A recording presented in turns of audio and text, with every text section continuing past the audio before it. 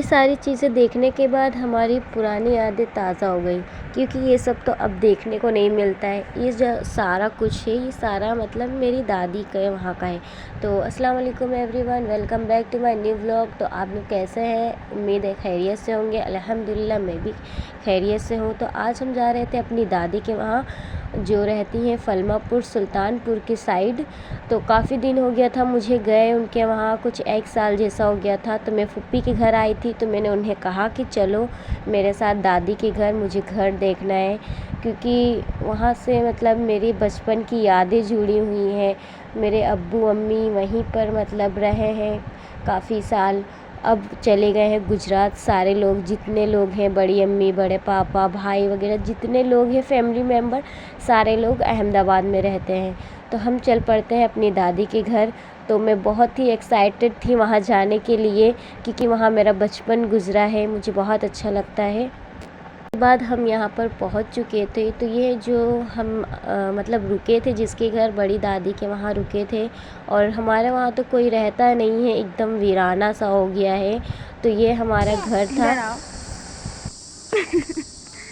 ये क्या है? ये क्या है?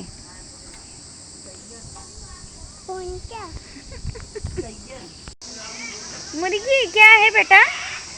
क्या है? हाँ, मुंजी मुंजी मुंजी।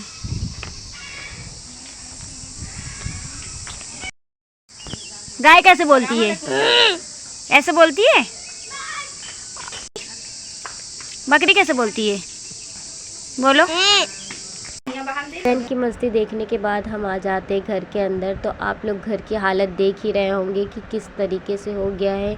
और घर छोड़े कुछ 15-20 साल हो गए, यहाँ कोई नहीं आता। कभी कदार अम्मी आ जाती हैं। अब्बू के इंतकाल के बाद तो एकदम सा वीराना हो गया ये घर, क्योंकि वो थे तो वो हर साल आते थे, अपना घर देखते थे, जो कुछ भी बिगड़ा रहता था उसको मेंटेन करवाते थे। तो यहाँ फुप्पी ताला तो मतलब खोल रही थी, तो एकदम सा खुल नहीं रहा था, और दरवाज़े जो है वो एकदम नाजुक हो गए कि अगर कोई एक हाथ मारेगा ना तो बिल्कुल टूट जाएगा। तो उसके बाद रूम खोलने के बाद हम आ जाते हैं यहाँ अंदर। तो यहाँ अम्मी का सारा दहेज का सामान रखा हुआ था। तो उसके बाद हम देखने लगते हैं, और यहाँ मतलब थोड़ा डर सा लगता है, क्योंकि जब घर बंद रहता है, कोई रहता नहीं है, तो यहाँ पर सांप बिच्छू वगैरह जो होते हैं वो सारे आ जाते हैं। तो बस अल्लाह का नाम लेकर हम घुस जाते हैं रूम में। तो देखने लगते हैं, यहाँ सारा कुछ था।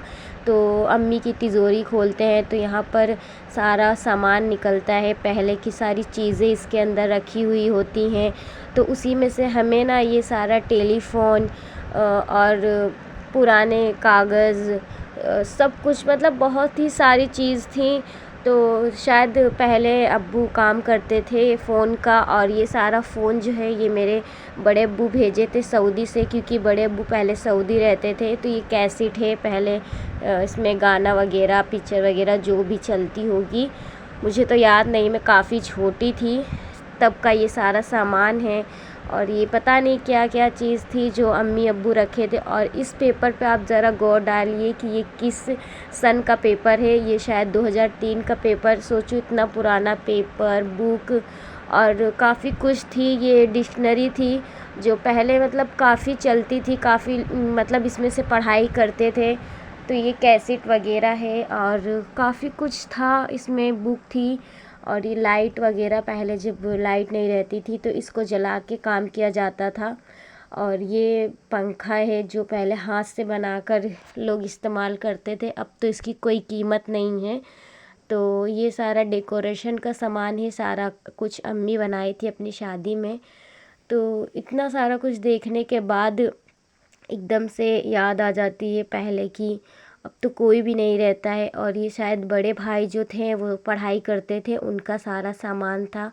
फिर हम देखने लगते हैं ये कैलेंडर, जो इसके अंदर हम ढूंढ रहे थे कि ये कौन से सन का है, तो हमें इधर नज़र आता है कि 2008 का कैलेंडर है। फिर उसके बाद इतना सारा कुछ देखने के बाद ये अब्बू का चश्मा मिलता है। तो यही चश्मा मेरे अब्बू पहनते थे पहले। उसके बाद जैन को ये सारा कुछ दे देती हूँ, वो खेलने लगता है, बात भी करने लगता है। और खेलने के बाद ना बस इनकी मकेनिक गिरी चालू हो जाती है। तो ये मुझे दे रहा था, लो बात करो, अब्बू का फ़ोन आया है। फिर ये सारा कुछ सामान जो था ना मैं अपने साथ ले जा रही थी, क्योंकि यहाँ रखने से कोई मतलब नहीं है। थोड़ा बहुत सामान पता नहीं कोई ले गया है, और थोड़ा जो सामान है आपके नज़र में तो ये एकदम ख़राब सा बेकार सारा चीज़ लग रहा होगा, लेकिन मेरे लिए ये मेरी अम्मी की शादी का सामान है, उनसे जुड़ी यादें हैं इसमें। तो जो इसमें अच्छा था वो सारा कुछ मतलब मैं ले जाती हूँ अपने साथ। जो अच्छा रहेगा वो मैं रखूँगी, और जो बाकी बेकार रहेगा उसे मैं मतलब बेच दूँगी, या जो करना होगा मैं कर लूँगी। तो एकदम घर की हालत देख रहे हो कैसी हो गई है। मतलब जब कोई रहता नहीं है तो इसकी कोई कदर नहीं होती है। फिर उसके बाद यहाँ जैन चाय पीने के लिए ज़िद करने लगता है, तो उससे मैं चाय मंगवा कर दे देती हूँ। ये ड्राइवर अंकल थे जो हमारा सारा सामान लेके जाते, तो मैंने अब्बू को भी बुलवाया था कि आइए आप सामान लेके चले जाइएगा, मैं वापस पुप्पी के साथ घर चली जाऊँगी।